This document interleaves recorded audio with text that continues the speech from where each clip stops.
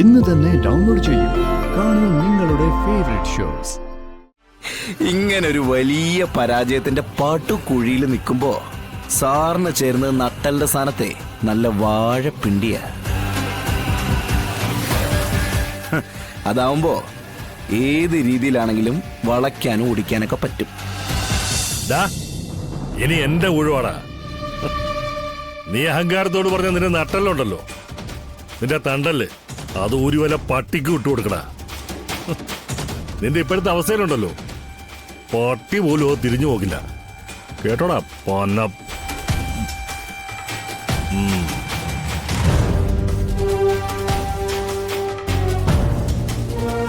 നിങ്ങളെ അകത്തോട്ടി എല്ലാം പറഞ്ഞു. വാ മോളെ.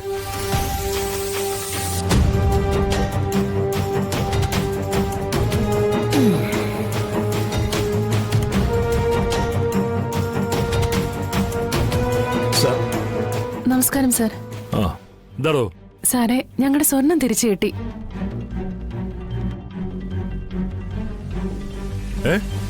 എന്താ പറഞ്ഞേ? ഞങ്ങളുടെ കാണാതായ സ്വർണം തിരിച്ചു കിട്ടിയെന്ന്. ഇതെന്ത് പറഞ്ഞാണ് നിങ്ങൾ ഈ പറയുന്നത്? പരാതി കൊടുത്ത് പോലീസുകാരെ മുഴുവൻ നാട് മുഴുവൻ ഓടിച്ചിട്ട്. എന്റെ സാറേ, കുട്ടികൾ കളിക്കുന്ന കളിപ്പാട്ടങ്ങൾക്കിടയിൽ ഈ സ്വർണം മുഴുവൻ അടങ്ങുന്ന കവറെടുത്ത് വയ്ക്കുമെന്ന് ആരെങ്കിലും വിചാരിക്കുമോ?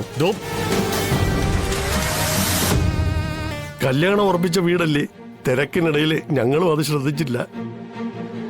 ബുദ്ധിമുട്ടിച്ചതിൽ സാറ് ക്ഷമിക്കണം. സാറേ, അപ്പൊ വന്ന കാഴ്ചക്കാര് പണി പറ്റിച്ചല്ലേ? ഇനിയിപ്പോ എന്നാ ചെയ്യും? ഈ മലമുകളിലേക്ക് കഷ്ടപ്പെട്ടെടുത്തോണ്ട് വന്ന വെള്ളം ഓട്ടക്കലത്തിലായി പോയല്ലേ?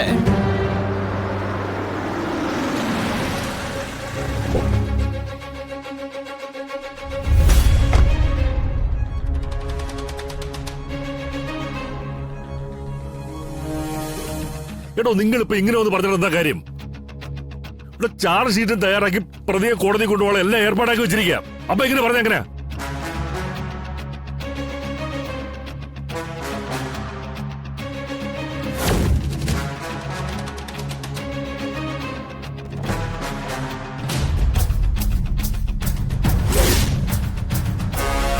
സ്വർണം നഷ്ടപ്പെട്ടവർക്ക് പരാതിയില്ലെങ്കിൽ പിന്നെ അത് എങ്ങനെയാ അസിസ്റ്റന്റ് കമ്മീഷണറെ പറയേണ്ടത്?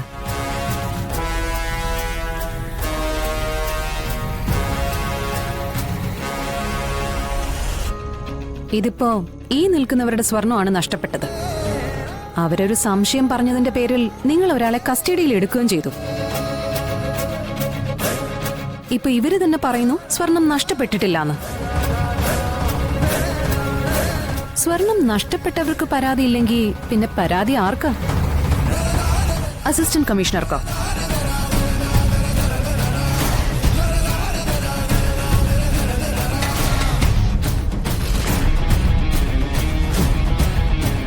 വ്യക്തിവൈരാഗ്യം തീർക്കാൻ ഈ കേസും ഉപകാരപ്പെട്ടില്ലല്ലോ എന്നോർത്തുള്ള മാനസിക പിരിമുറുക്കമൊക്കെ എനിക്ക് മനസ്സിലായി. പക്ഷേ അത് തീർക്കാൻ ഞാൻ എന്റെ വിഷ്ണുവേട്ടനെ വിട്ടുതരില്ല.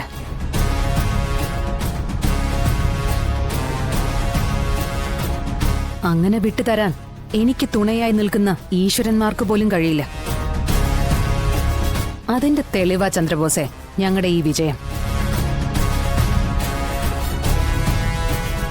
പരാതിക്കാർക്ക് പരാതിയില്ലെങ്കിൽ പിന്നെ എന്തിന്റെ പേരിലാ വിഷ്ണുവേട്ടനെ പിടിച്ച് അകത്തിട്ടിരിക്കുന്നത്? തുറന്നു വിടാൻ പറ. എന്തിനാ അതിനും അമാന്തം കാണിക്കുന്നെ? ആവനാഴിയിൽ അവസാന ആയുധം എടുത്ത് യുദ്ധം ചെയ്തില്ലേ? എന്നിട്ടും വിജയിക്കാൻ പറ്റിയില്ലെങ്കിൽ പരാജയം സമ്മതിക്കണം. എന്നിട്ട് അടുത്ത യുദ്ധത്തിനുള്ള ഒരുക്കങ്ങൾ തുടങ്ങണം. അതാണ് ഒരു നല്ല യോദ്ധാവ് ചെയ്യേണ്ടത്. അല്ലാതെ പിന്നെയും പരാജയപ്പെട്ട സ്ഥലത്ത് കടന്ന് മുട്ടിലെഴിഞ്ഞ് മെഴുകുകയല്ല വേണ്ടത്. വിഷ്ണുവേട്ടനെ തുറന്നു വിടാൻ പറ. തുറന്നു വിടാനാ പറഞ്ഞത്. തുറന്നു വിടറോ? തുറക്കടോ.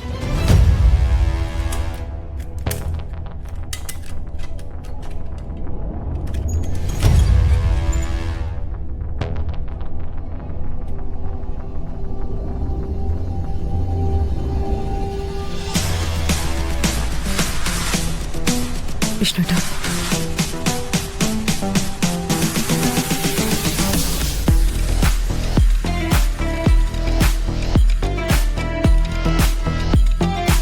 ഇതേ നിങ്ങളുടെ ഔദാര്യമല്ല, ഏതൊരു നിരപരാധിയുടെയും അവകാശമാണ്.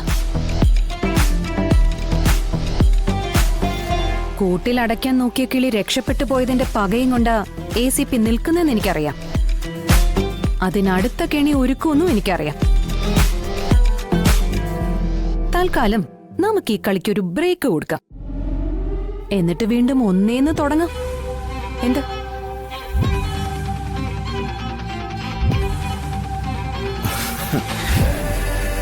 സാറേ, ഇനിയിപ്പോ വാങ്ങിച്ച ബ്ലേഡ് എന്ത് ചെയ്യും? സ്വയം വടിക്കാറിയോ, അതോ അതിനും ഇനി പരസഹായം വേണോ? അല്ല, ഈ ഒരു പണി ഈ ഒരു രീതിയിലാണ് സാർ മുന്നോട്ട് കൊണ്ടുപോകാൻ ഉദ്ദേശിക്കുന്നതെങ്കിലേ ആ ഒരു പണി സാർ എന്തായാലും പഠിച്ചു വെക്കുന്നത് നല്ലതാ. ആവതില്ലാത്ത കാലത്ത് ആരെങ്കിലും പണി തന്നിട്ട് കാലപുരിക്ക് വിട്ടില്ലെങ്കിൽ കഞ്ഞി കുടിച്ചിട്ടെങ്കിലും കഴിയാലോ. പിന്നെ സാർ എന്തോ പറഞ്ഞല്ലോ, ആ എന്റെ നട്ടലൂരിട്ട് പട്ടിക്കിട്ട് കൊടുക്കുന്ന കാര്യം. വിളിക്ക് സാറേ പട്ടീനെ, വിളിക്കേ. ദേ ഇപ്പൊ വന്ന ആ പട്ടി സാറിന്റെ നട്ടല് അമൃത് പോലെ എടുത്തോണ്ടു പോവും. അത്രയ്ക്ക് ചീഞ്ഞളിഞ്ഞ് നിക്കല്ലേ. അടങ്ങ് സാറേ, അടങ്ങ്. ഇങ്ങനൊരു വലിയ പരാജയത്തിന്റെ പട്ടുകുഴിയിൽ നിൽക്കുമ്പോ സാറിന് ചേർന്ന് നട്ടലിന്റെ സ്ഥാനത്തെ നല്ല വാഴപ്പിണ്ടിയ.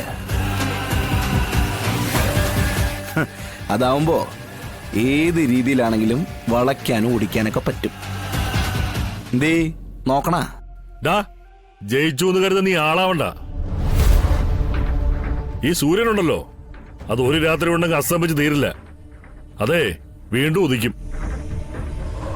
നിന്നെ എന്റെ കയ്യിൽ കിട്ടുന്നിടം വരെ ഞാൻ ശ്രമം തുടരും. എനിക്കറിയാം ഇതുകൊണ്ടൊന്നും സാർ അടങ്ങില്ലെന്ന്. വിഷമിക്കണ്ട, സാറ് ശ്രമിക്കേ, നന്നായിട്ട് ശ്രമിക്കേ. എന്നിട്ട് ഇതിലും വലിയൊരു കെണിയൊരുക്ക്.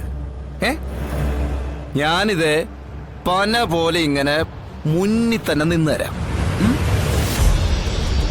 നമ്മൾ തമ്മിലുള്ള ഈ ടോം ആൻഡ് ജെറി കളിയുണ്ടല്ലോ, അത് നമ്മൾ ഒരാൾ തീരുന്ന വരെ തുടരാൻ ഞാൻ തയ്യാറാ സാറേ. ഈ സാറുകളുടെ അർത്ഥം വേറെ സാറിന് അറിയാലോ, അപ്പൊ അതുകൂടി ചേർത്ത് പറഞ്ഞാന്ന് വിചാരിച്ചോ? തൊട്ടുപോകരുത്.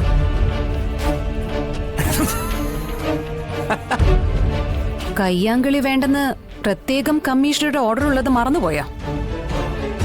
പ്രത്യേകിച്ച് ഈ തടിയില്.